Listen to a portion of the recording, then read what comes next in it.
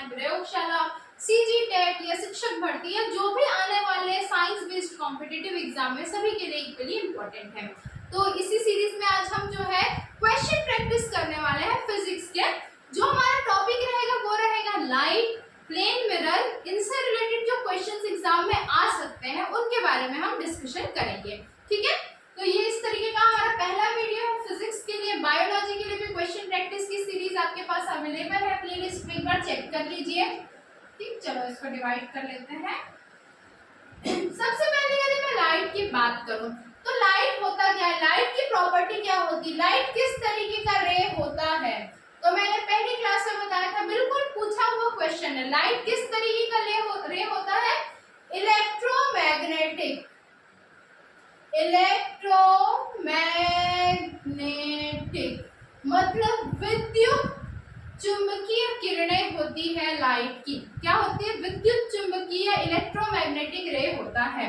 Light की speed vacuum में कितनी होगी, वैक्यूम में इसकी स्पीड या फ्री स्पेस में कितनी होगी, तो 3 × 10⁸ मीटर पर सेकेंड होती है। ठीक है, 3 × 10⁸ मीटर पर सेकेंड लाइट की स्पीड वैक्यूम में होती है। लाइट किस प्रकार का नेचर शो करता है, तो ड्यूअल नेचर शो करता है, ड्यूअल नेचर शो करता है। ये किसने बताया था, एल्बर्ट आइंस्टीन जी ने हमको बताया था कि जो लाइट है वो दोहरा नेचर शो करता है। पहला नेचर होता है पार्टिकल नेचर जिसको हम कण की प्रवृत्ति बोलते हैं, और दूसरा होता है वेव नेचर जिसको तरंग बोलते हैं। ठीक है, लाइट के बारे में और क्या क्या चीजें हमको देखनी है। लाइट की स्पीड हमने देख ली वैक्यूम में। ठीक है, लाइट जो होता है उसमें यदि मैं सीरीज की बात करूं कि अल्ट्रावायलेट, विजिबल, इस तरीके की जो लाइट की सीरीज होती है, तो वेवलेंथ के हिसाब से, किसके हिसाब से, वेव लेंथ, जिसको हम तरंग दैर्घ्य भी बोलते हैं, तो उसके हिसाब से जो लाइट का सीक्वेंस है, ये बहुत बार एग्जाम में पूछा हुआ क्वेश्चन है। इसके हिसाब से लाइट का जो सीक्वेंस है वो है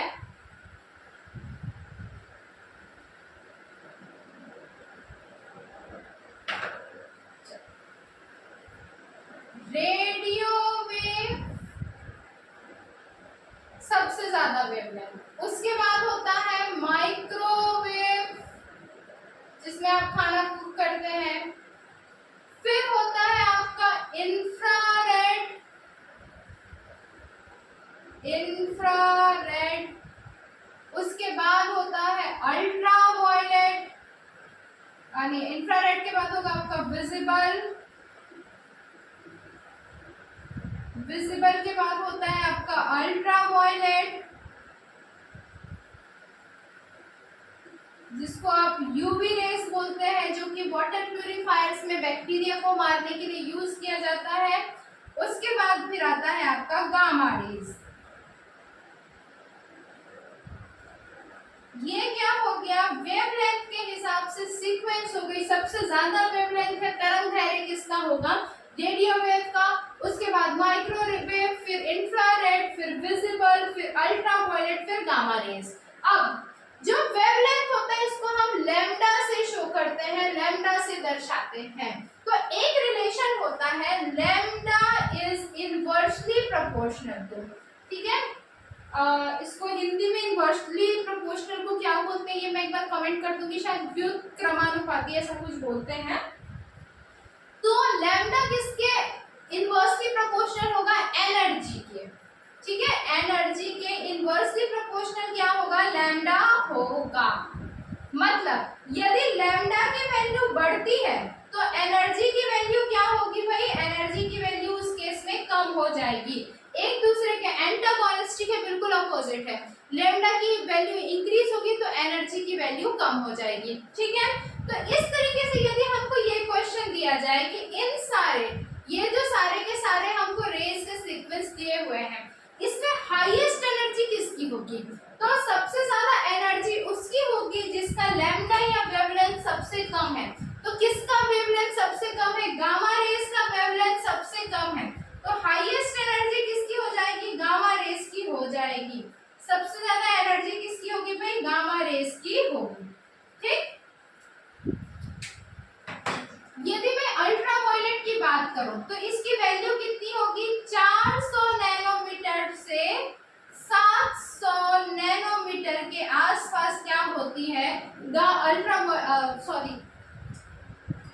बाय मिस्टेक लिख दिया।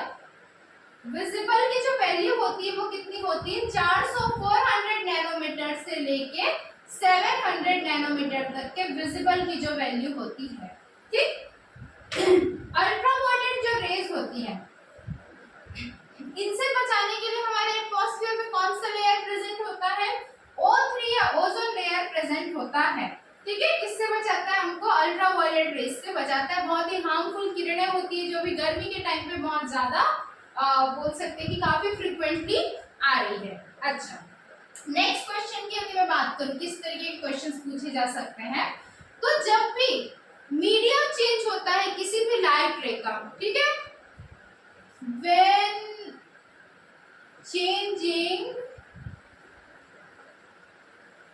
मीडियम, किसी भी लाइट रे में यदि हम एक मीडियम से दूसरे मीडियम में जाते हैं, जैसे यदि मैं एयर से वाटर में जाऊं, वाटर से ग्लास में जाऊं या ग्लास से फिर से एयर में आऊं, तो इस तरीके के जब भी किसी लाइट रे का मीडियम चेंज होता है तो एक क्वांटिटी होती है जो बिल्कुल भी चेंज नहीं होती, जिसको हम फ्रीक्वेंसी या आवृत्ति बोलते हैं।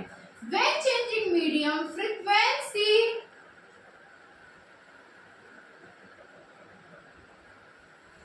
Do not change. बिल्कुल पूछा हुआ क्वेश्चन है, स्टार मार्क है, एग्जाम में आया हुआ क्वेश्चन है। आपको 4-5 ऑप्शंस दे देंगे कि फ्रीक्वेंसी मीडियम चेंज करने में कौन सी जो क्वांटिटी है वो चेंज नहीं होती है, तो फ्रीक्वेंसी या आवृत्ति चेंज नहीं होती है। ठीक है, laws of reflection, laws of reflection हमने देखा था। पहला लॉ क्या कहता था, पहला जो लॉ था हमारा, रूल था, वो कहता था कि इंसिडेंट रे रिफ्लेक्टेड रे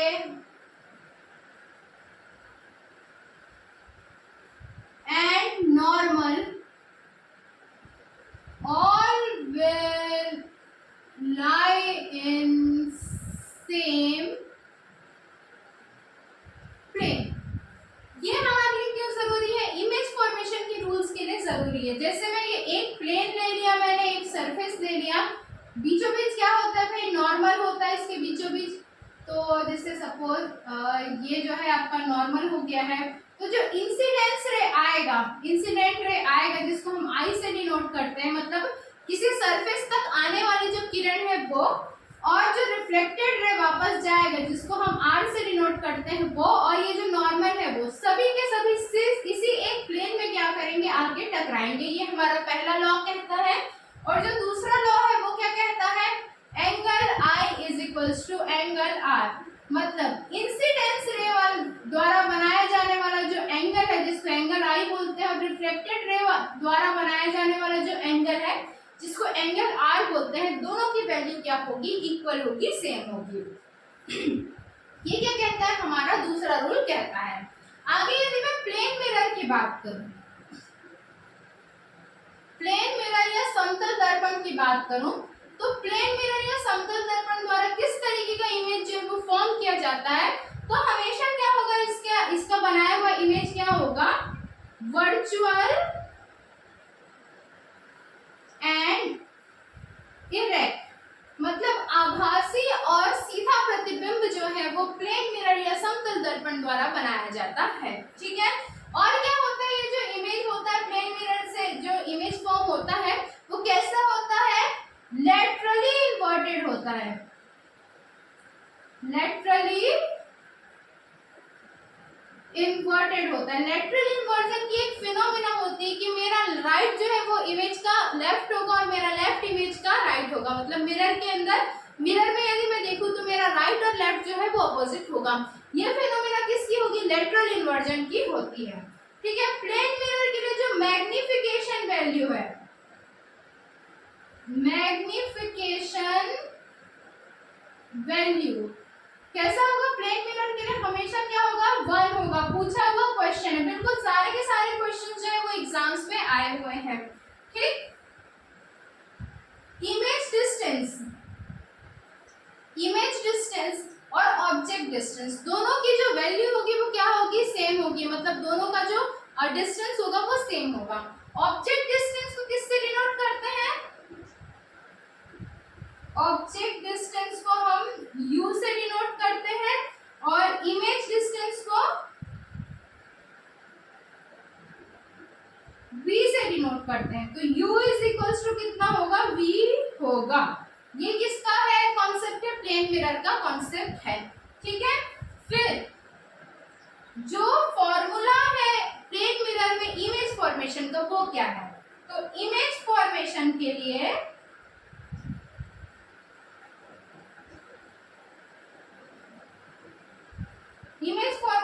जो फॉर्मूला है वो क्या है, n is equals to 360 upon theta. ये क्या है भाई, इमेज फॉर्मेशन का फॉर्मूला है। एक कांसेप्ट और लेते हुए चलते हैं, इसके ऊपर मैंने न्यूमेरिकल्स प्रीवियस क्लासेस में बताए थे, आगे न्यूमेरिकल वाले सेक्शन में मैं इसके बारे में फिर से बताऊंगी एक बार। एक दो कॉन्सेप्ट्स और है कि यदि हमको, ठीक है, यदि हमको जैसे मैं मेरी जो भी हाइट है, यदि मेरी पूरी इमेज किसी प्लेन मिरर में देख रही है, सपोज मेरी हाइट क्या है, h है, तो यदि मेरे को मेरी पूरी हाइट किसी प्लेन मिरर में देख रही है तो उसकी वैल्यू कैसी होगी, मैं कैसे निकालूंगी, तो इसके लिए जो फॉर्मूला होगा वो क्या होगा, h/2 होगा, ठीक है। ये किसके लिए, फुल लेंथ इमेज के लिए। फुल लेंथ इमेज निकालनी है आपको किसी ऑब्जेक्ट के लिए, तो उसके लिए आप कौन सा फॉर्मूला यूज करोगे, h/2। और यदि जो सेकंड कांसेप्ट है वो क्या है, यदि पूरे वॉल की इमेज निकालनी है, यदि किसी वॉल की आपको इमेज निकालनी तो उसके लिए आप क्या फॉर्मूला पुट करोगे, h/3, ठीक है, h/3। मान लो ये इस पूरे दीवार की इमेज यदि मेरे को एक प्लेन मिरर में देखनी है, तो इस दीवार की हाइट को मैं 3 से डिवाइड करूंगी, h/3 आएगा, तो वो क्या होगा, मेरा फॉर्मूला होगा। आज की क्लास में इतने सारी चीजें हमने देखी हैं, इसमें से जो भी मैंने बताया वो हर एक पॉइंट किसी न किसी एग्जाम में आया हुआ क्वेश्चन है, तो बिल्कुल ध्यान में रखिएगा, नोट करते हुए चलिएगा। इसी तरीके की सीरीज हम और भी लाएंगे। और हाँ, जो लोग भी चैनल में नए हैं सब्सक्राइब कीजिए, शेयर कीजिए, भाई ज्यादा से ज्यादा आपका सपोर्ट मेरे लिए भी मोटिवेशन का काम करता है, बहुत जरूरी है मेरे लिए भी। तो ठीक है, मिलते हैं अगली क्लास में, ओके बाय।